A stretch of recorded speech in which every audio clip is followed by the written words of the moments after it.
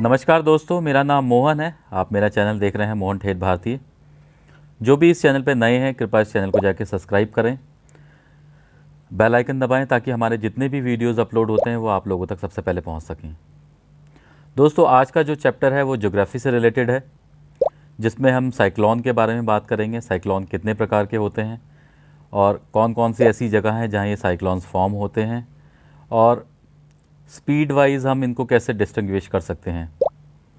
जो भी students 6th class से लेकर 10th क्लास तक के हैं इस वीडियो को ज़रूर देखिए, ताकि इससे आप ज़्यादा इन्फॉर्मेशन ग्रैब कर सकें और जो आपकी स्टडीज़ को लेके भी आगे हेल्प करेगा।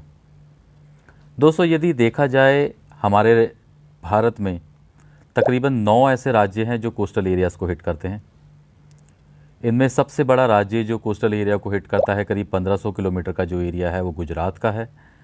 हमारे 4 ऐसे यूनियन टेरिटरीज़ हैं जो कोस्टल एरियाज़ में आते हैं, जिसमें आपका अंडमान निकोबार है, पौंडीचेरी है, दमन दीव है और आपका लक्षद्वीप है। और जो राज्य इस एरिया को टच करते हैं वो आपके महाराष्ट्र है, गोवा है, कर्नाटक है, केरल है, तमिलनाडु, आंध्र प्रदेश, उड़ीसा एंड वेस्ट बंगाल। ये वो एरियाज़ हैं जो साइक्लोन से सबसे ज़्यादा प्रभावित होते हैं। एरिया वाइज अगर हम देखेंगे तो करीब करीब 7500 किलोमीटर का जो एरिया है वो कोस्टल एरिया है। 6000 समथिंग एरिया जो है हमारा वो मेन लैंड है और आपका करीब 1200 किलोमीटर का जो एरिया है वो आइलैंड एरिया है। हमने देखा दोस्तों किस प्रकार चक्रवात ने 16 मई को वेस्ट बंगाल और उड़ीसा को हिट किया था और इसके साथ साथ ही आपका भूटान, बांग्लादेश, आपका अंडमान निकोबार और श्रीलंका को भी हिट किया था। लेकिन इसमें सबसे ज़्यादा जो हिट हुआ था वो बांग्लादेश था। बताया जा रहा है कि वहाँ पे जो नुकसान हुआ है उसका आकलन जो किया गया है वो करीब 1 अरब है, जो कि सबसे कॉस्टलीस्ट अभी तक का ये साइक्लोन बताया जा रहा है। ये हिंद महासागर में, उत्तर हिंद महासागर में उठने वाला सबसे बड़ा अभी तक का साइक्लोन बताया जा रहा है, क्योंकि आप इसकी स्पीड देखेंगे तो इसकी स्पीड जो थी करीब 200 से 250 किलोमीटर के बीच की थी। उड़ीसा का हालांकि जो एरिया इससे इफ़ेक्ट हुआ है वो आपका एरिया है, कोस्टल एरिया था। इसमें तकरीबन 100 लोगों की मौत हुई है, 50 से ऊपर इसमें घायल बताए जा रहे हैं और जिन जिन की इस चक्रवात में दर्दनाक मौत हुई है, पश्चिम बंगाल की मुख्यमंत्री ममता बनर्जी ने उनको 2.5 लाख रुपए देने की घोषणा भी की है। केंद्र द्वारा भी इन 2 राज्यों को सहायता देने की घोषणा की गई है, जिसमें कि 1000 करोड़ बांग्लादेश को और 500 करोड़ रुपए आपको उड़ीसा को बताया गया है। दोस्तों, इस साइक्लोन में जो सबसे ज़्यादा इफ़ेक्टेड एरियाज़ हैं बांग्लादेश के, वो बताए जा रहे हैं आपके नॉर्थ परगना 24, साउथ परगना 24। ये 2 डिस्ट्रिक्ट्स हैं जो काफ़ी हिट हुए हैं इससे, क्योंकि ये इसलिए भी ज़्यादा ज़रूरी हो गया आपको बताना क्योंकि ये एरियाज़ ऐसे हैं जहाँ सुंदरबन्स भी पड़ते हैं। सुंदरबन वो एरिया है जो एक टूरिज़्म सेक्टर भी है, जहाँ आप रॉयल बंगाल टाइगर्स देख सकते हैं। हालांकि कहा जाता है कि यहाँ पे 90% टाइगर्स जो हैं मैन ईटर्स होते हैं। तो यहाँ पे एक बोट से सफारी कराई जाती है, जो कि मास्क लगाकर सफारी कराई जाती है।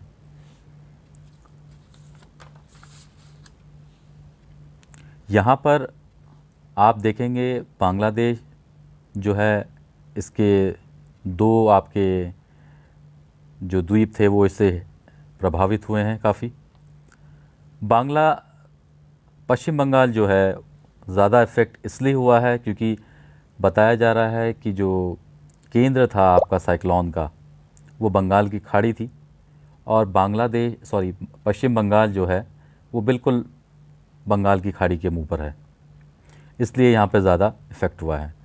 एयरपोर्ट्स तक में पानी भर गया था, इतनी वहाँ पर स्थिति हो गई थी। हालांकि ज़्यादा जान माल की हानि नहीं बताई गई है एयरपोर्ट पर। एक किसी का प्राइवेट जेट वहाँ पर खड़ा हुआ था हैंगर में, उसको थोड़ा सा नुकसान हुआ है। वैसे इस तरह के चक्रवात होते कैसे हैं, उनको गति के हिसाब से हम किस प्रकार उनको हम डिस्टिंग्विश कर सकते हैं वो मैं आपको बताता हूँ। साइक्लोन्स को हम जो कर सकते हैं डिस्टिंग्विश, उसको हम कर सकते हैं, कोई भी साइक्लोन अगर 30 किलोमीटर की रफ्तार पर होता है तो उसको लो प्रेशर कहा जाता है। यदि यही साइक्लोन 30 से 50 किलोमीटर की स्पीड में होता है तो उसको डिप्रेशन कहा जाता है। 50 से 60 के उसमें आपका जो साइक्लोन उठेगा वो उसको डीप डिप्रेशन कहा जाएगा। 60 से 80 के बीच का जो साइक्लोन होगा उसको साइक्लोनिक स्टॉर्म कहा जाएगा। 90 से 120 के बीच में जो होगा उसको सीवियर साइक्लोनिक स्टॉर्म कहा जाएगा। 120 से 220 की जो स्पीड होगी उसमें वेरी सीवियर साइक्लोनिक स्टॉर्म कहा जाएगा उसको, और 220 से 250 की स्पीड जो होगी उसको सुपर साइक्लोनिक स्टॉर्म कहा जाएगा।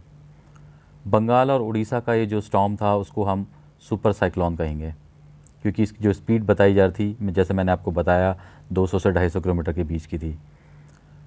और इसी रफ्तार के आधार पर अभी जो आपने महाराष्ट्र का जो साइक्लोन देखा है निसर्ग, उसकी स्पीड करीब करीब 90 से 120 के बीच बताई जा रही थी, यानी कि हम उसको जो है सीवियर साइक्लोनिक स्टॉर्म कह सकते हैं। महाराष्ट्र में जो आपका सीवियर साइक्लोन स्टॉर्म उठा था वो आपका 3 जून को उठा था। ये दोस्तों पिछले 2 हफ्ते के अंदर दूसरा बड़ा स्टॉर्म है, और महाराष्ट्र में बताया जा रहा है कि पिछले 100 सालों में ये पहली बार जिसने दस्तक दी है ये वो स्टॉर्म है। और ये ज़्यादा देर तक नहीं रुका था। ये बहुत खुशी की बात है कि थोड़ी देर इसने कुछ एरियाज़ को हिट किया, और 1 बजे करीब स्टार्ट हुआ था और 4 बजे करीब ये ख़त्म हो गया था अरब सागर की खाड़ी की तरफ जाते हुए। 3 लोगों की मौत इसमें बताई जा रही है इस साइक्लोन से, और एहतियातन जो है करीब 40,000 लोगों को एक सुरक्षित स्थान पर पहुंचा दिया गया था। 60,000 से अधिक लोगों को गुजरात में एक सुरक्षित स्थान पर पहुंचा दिया गया था, क्योंकि गुजरात का जो कोस्टल एरिया है वो सबसे बड़ा कोस्टल एरिया है। गुजरात में हालांकि इसने ज़्यादा नुकसान नहीं पहुंचाया, इसमें उसको टच करता हुआ ये निकल गया, ज़्यादा नुकसान नहीं हुआ है उसमें। और जो इसमें भी आपका जो नुकसान बताया जा रहा है करीब 1000 करोड़ से ऊपर का नुकसान बताया जा रहा है जो महाराष्ट्र में हुआ है। अब जानने वाली बात यह है कि चक्रवात होते क्या हैं। जो हमारा आज का चैप्टर है, चक्रवात होते क्या हैं और ये कितने प्रकार के होते हैं।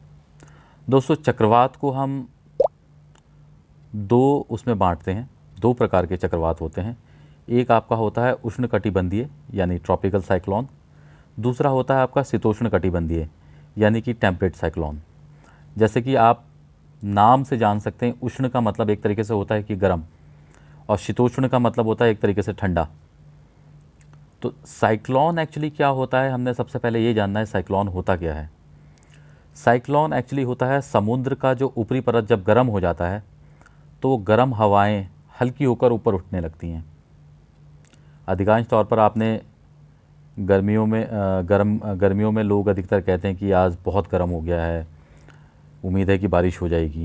ये सब इसी कारण होता है, जब ज़्यादा गर्म होता है तो हवाएं ऊपर जाके उठने लगती हैं और ऊपर एक जगह जाके फॉर्म हो जाती हैं, फिर वो फैलते हुए गिरती हैं नीचे।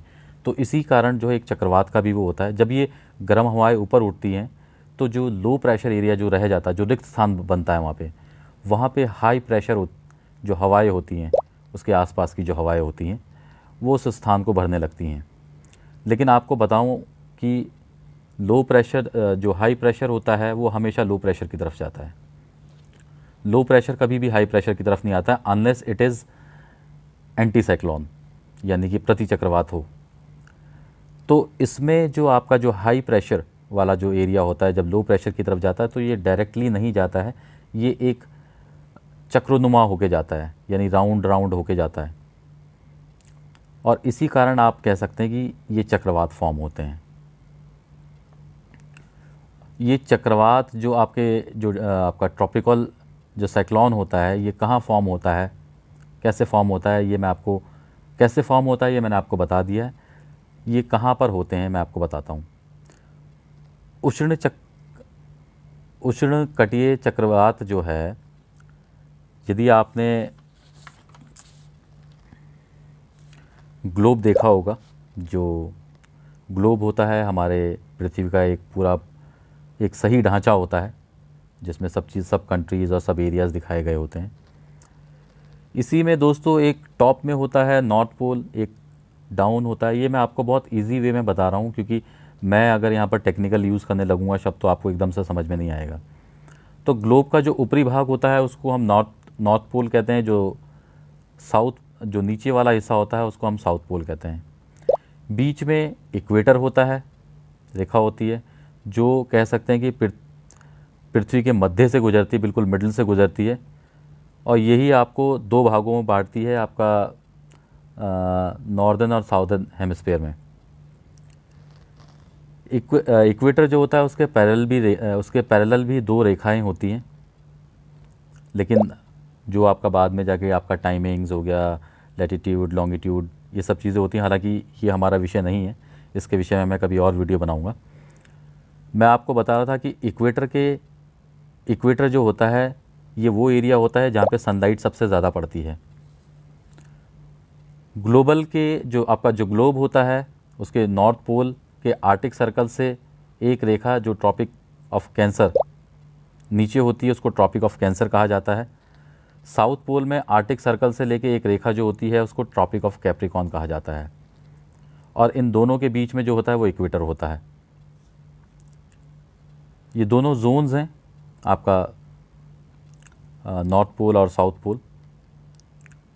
अब क्योंकि जो आपका जो साउथ पोल होता है और नॉर्थ पोल होता है वो ऊपर और नीचे होता है, यहाँ पे सनलाइट जो है एकदम डायरेक्ट नहीं पड़ती है, तो यहाँ का जो टेम्परेचर होता है वो थोड़ा ठंडा होता है, जिसको हम फ्रिजिड भी कहते हैं। इसलिए ये फ्रिजिड जोन भी कहलाता है।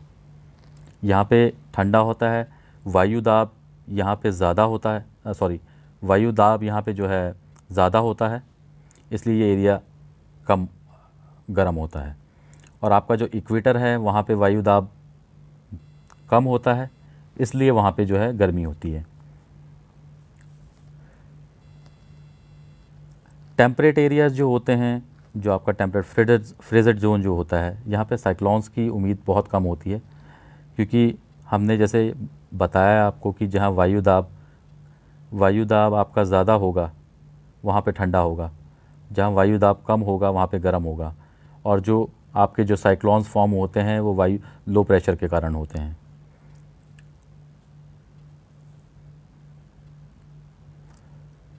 मैं आपको ये बिल्कुल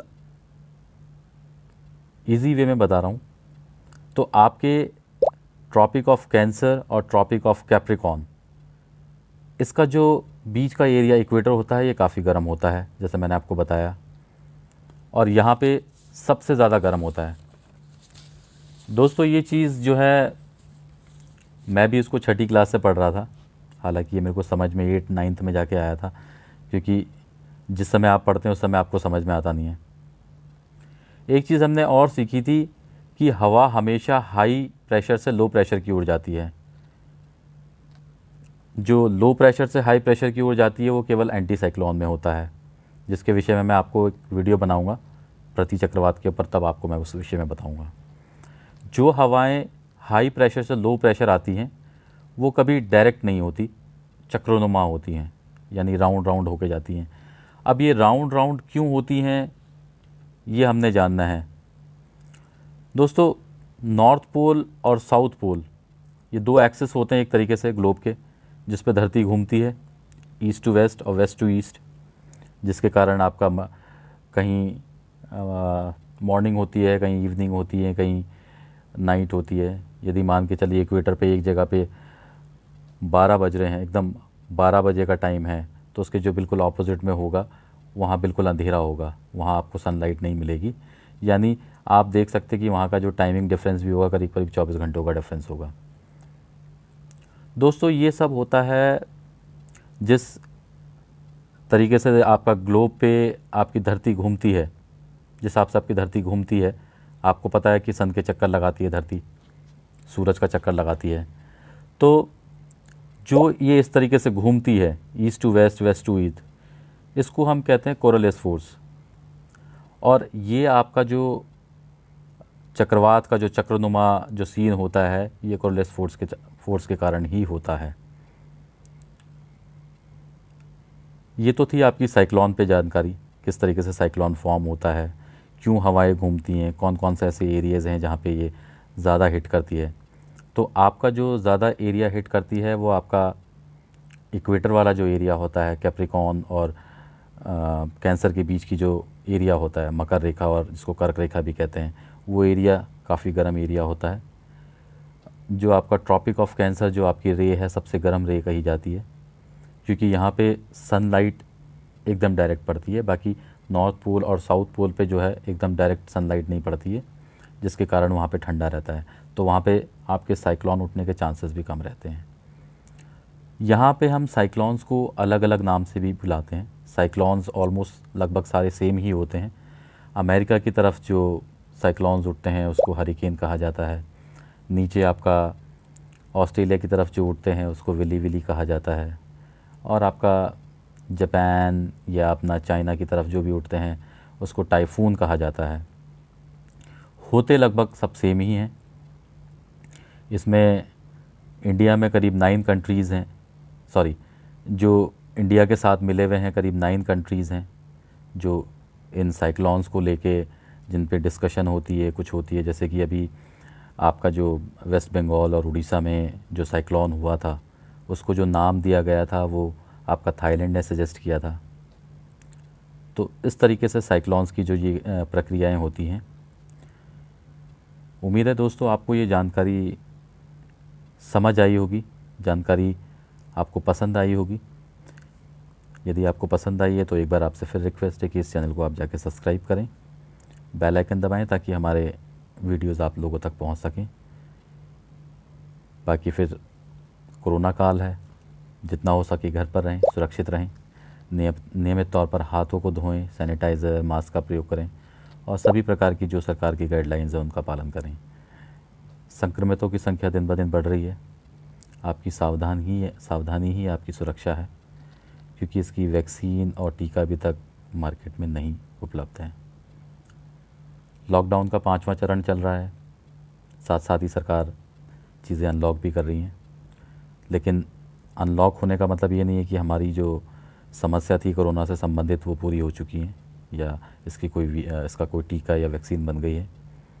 हमें वही सावधानियां बरतनी है जो हमने लॉकडाउन 1 से स्टार्ट की थी, क्योंकि जब इतना संक्रमण फैला नहीं था उस समय तो हम मास्क का भी इस्तेमाल कर रहे थे, सैनिटाइज़र का भी इस्तेमाल कर रहे थे, सोशल डिस्टेंसिंग का भी हम पालन कर रहे थे, घर से बाहर भी नहीं निकल रहे थे। लेकिन आज जब ये समझिए कि आपका बिल्कुल कम्युनिटी स्टेज पे पहुंच चुका है हमारा कोरोना देश में, उस समय हम लापरवाही बिल्कुल नहीं कर सकते। तो आप लोगों को ये चीज़ समझनी होगी और सभी नियमों का पालन करना होगा। जय हिंद, धन्यवाद। We'll be right back.